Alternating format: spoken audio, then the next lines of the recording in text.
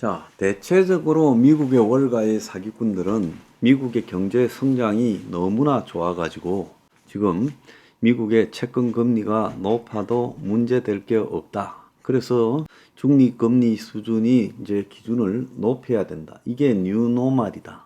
이런 소리를 하면서 또 자기들이 틀린 부분에 대해서 지금 외척을 합니다. 근데 어제 한국은행의 이창용이가 이야기한 것처럼 고금리가 장기간 지속되고 이 저금리를 예상하고 집을 산 사람들은 지금 위험하다고 말을 안 했어요. 자, 그래서 미국 내부에서도 지금 이례적인 채권 금리 이제 6%까지 간다라는 소리가 막 나오고 있어요. 지금 미국에 보면 16년 만에 거의 최고 금리인데 이렇게 금리가 높다 보니까 미국채 매수가 9배로 늘어났다는 거예요. 지금 미국의 이 채권이 난리가 난 상황인데 이 부분에 대해서 채권 시장이 지금 미국이 정부가 부채를 방탕하게 관리한 부분에 대해서 경고를 보내는 것이다. 미국의 채권 시장이 미국 정부의 연방 정부의 재정 적자를 저렇게 늘리고 그걸 방치한 부분에 대해서 신경을 쓰는 것이다. 그래서 미국 재정 정책이 모두가 알다시피 극도로 방탕하게 운영이 되어 왔다. 미국 연방정부의 부채 잔액이 올해 처음으로 32조 달러를 넘었지요. 그래서 정부가 계속 지금 경기 부양한다고 지출을 늘려왔는데 이제 이런 이 미국 정부의 부채의 빠른 증가가 굉장히 불안하면서 미국의 국채 가격이 지금 몰락하고 거기에 따라서 국채 가격이 몰락하니까 국채 금리가 높아지고 있다. 이거 잘 알아야 돼요. 미국의 국채 금리가 높아지고 있다는 것은 미국의 국채가 신용을 지금 상실해 가고 있다라는 겁니다. 미국의 채권 시장이 정부가 저런 식으로 돈을 관리하는데 미국의 채권이 가치가 있겠느냐고 가치가 떨어지고 있다는 거예요. 이 부분을 시청자 여러분들이 명심해야 돼요. 그래서 채권 금리가 계속 올라가니까 이제 투자자 입장에서는 주식을 해가지고 남겨봤자 채권 금리를 따라가겠어요? 그러니까 미국의 주식 시장의 매도세가 거세어지고 있고 주식 시장이 지금 큰 충격을 받고 있는데 그래서 지금 대부분의 전문가 미국의 야데니 리서치의 야데니 대표는 뭐라는가 하면 나는 불안한 미국의 채권 강세가 지속될 거라고 보는 사람이고 자 현재 상황은 이게 계속 강화될 거다라고 추정을 하는 거예요. 그래서 미국에서 지금 중립금리를 올려야 된다는 이야기는 물가 목표 수준을 2%라는 것은 틀렸다. 그래서 궁극적으로 이 말을 좀 쉽게 보자면 물가 목표를 한 3% 정도로 올려서 미국도 그걸 받아들이고 다소 높은 금리를 갖다가 이해하자. 그래서 화폐 가치 하락이 더 심해질 거다라는 걸 지금 언급하는 거예요. 자, 그런데 미국의 경제 성장세가 너무나 탄탄하다. 한국에 이렇게 글을 쓰는 기자들이 많아가지고 가끔 제가 썩소를 해요. 썩소를. 왜 그런가 하면 기자가 저렇게 아무 생각 없이 월가의 투기꾼을 받았어요. 월가 투기꾼들의 바람잡이 말들을 받았어요. 미국의 자산운용사 누버거 버먼의 일라이 샬처만 매니저는 미국 경제가 경제 침체에 빠질 것이라고 저하고 유사한 이야기를 했어요. 향후 6에서 9개월간 미국 경제가 급격히 침체될 것이고 주식을 하락장에 대비해 가지고 포트폴리오를 구성하고 있다. 이렇게 말을 했어요. 자, 그래서 주식이 내려갈 거에 대비해 가지고 경기가 급 침체될 거니까 내려갔을 때도 안전한 주식들로 바꾸고 있다는 거예요. 그래서 연준의 금리 인상 효과가 경제에 직접적인 영향을 미치는 것은 1년에서 1년 반쯤 걸린다. 미국의 금융위기 때는 2008년에는 이 금리 인상을 중단하고 2년 2개월 뒤에 터졌어요.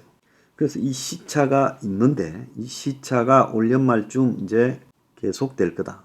이제 일시차가 올 연말쯤 영향력이 본격적으로 발생할 거다. 그리고 미국의 장단기 국채 금리가 역전이 지속되는 것은 그것은 경기 침체가 올 거라고 예상했을 때 단기 금리가 장기 금리를 추월하잖아요. 자, 인플레이션이 높은 수준으로 오래 지속될 거라서 이 고금리가 장기간 지속될 거라는 이런 전망들을 합쳤을 때 결국은 경기 침체가 올 거라고 보고 있는 겁니다. 그래서 지금 파월이 지금 잭슨홀 미팅에서 세계 중앙은행 총재들 앞에서 무슨 말을 할 것인가 이야기가 주목되는데 일부 언론들은 황당하게 연준이 승리 선언을 할 거다. 아니 그렇게 하기는 좀 이르다라는 그런 헛소리들을 하고 있습니다. 근데 대세적으로 대선은 연준이 고강도 긴축을 예상보다 오래 끌고 갈 거라는 관측에 무게가 실리고 있어요.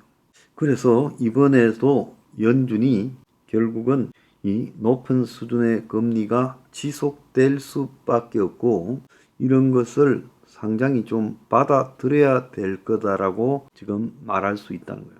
그래서 제임스 블러드 전 센트루이스 연준 총재는 전날 인터뷰에서 물가 상승률이 다시 급반등하거나 전반적인 상승세를 지속할 가능성이 있고 성장세를 더 지속할 경우 더 높은 금리가 요구될 수 있다라고 이야기까지 나오고 있어요.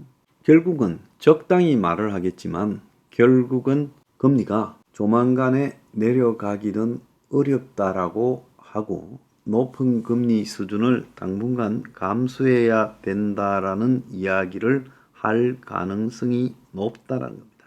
제가 여러분한테 이 말씀드리고 싶은 것은요. 미국의 경제가 성장세에 있다.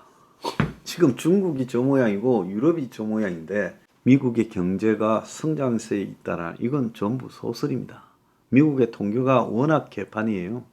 소설이고 그 다음에 미국이 작년 3월 달에 0.25에서 지금 미국이 1년 5개월 만에 5.5로 금리를 올렸고 이 높은 고금리가 장기적으로 내년 하반기까지 이것보다 더 높은 수준에서 지속이 될 거고 더 나아가서 미국의 지금 국채 가격이 하락했다. 미국의 신용이 등급이 하락했다. 국가 신용 등급이. 미국이 지금 부채를 방탕하게 운영함으로써 미국이라는 국가의 신용이 떨어졌다. 미국의 지금 주요 은행의 신용 등급이 강등하거나 강등 경고가 나오고 있다. 자, 그런데 국채 금리가 지금 4.4를 향해서 가고 있고 주담대가 8%를 향해서 가고 있고 이 경향이 꺾이지 않고 최악의 경우에 국채 금리가 6%에 육박할 수도 있다.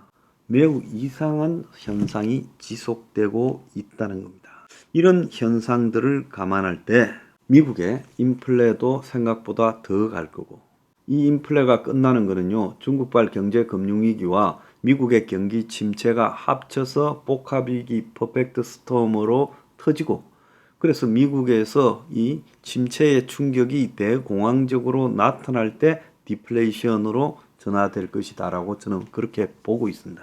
그때까지 지금 갈 거다라고 보이고 그래서 지금 미국이 태풍의 중심에서 안정적인 것처럼 보이지만은 경제가 바람 앞에 등불이라는 거예요. 이런 현상을 안다면 지금 미국에 나타나고 있는 이 외형적인 요소들을 미국 성장이 워낙 좋다 이런 헛소리들을 해대고 있는 한국 언론은요. 그 앞으로 한국 경제에 얼마나 악영향을 미칠 건가를 좀 판단해야 되고 이 와중에도 국채에 무슨 투자를 하니 미국 주식을 사니 이런 젊은 애들도 지금 정신 나갔다는 거예요. 자, 그래서 당분간 자산에서 손을 떼고 움츠려야 될 때다는 겁니다. 정신 차리기 바랍니다.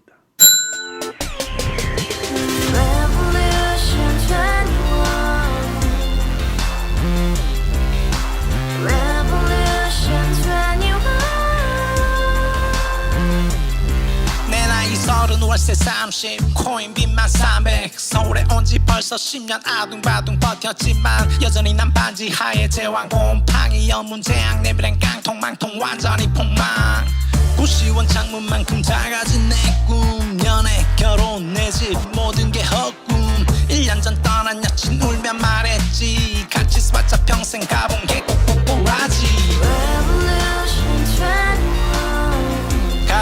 700 나도 소유주 Revolution 21 가바후스 700 나의 소주 택시기사 우라부지 마트 캐셔 우라무니 우리 집안 다 털어봤자 후줄 그래 개선민 내 미래 거기서 팍 끝난 거지 팍더 이상 노력 따윈 괴물이 스펙 찾았어 말리 비오는 날 알바 잘려 맨날 학원 날 개쳐 발려 밤비 내리는 양화대교 홀로 걷고 있을 때 현수막에 아로 새겨진 평당 700짜리 아파트 다 같이 소리 질러 혁명 21 Revolution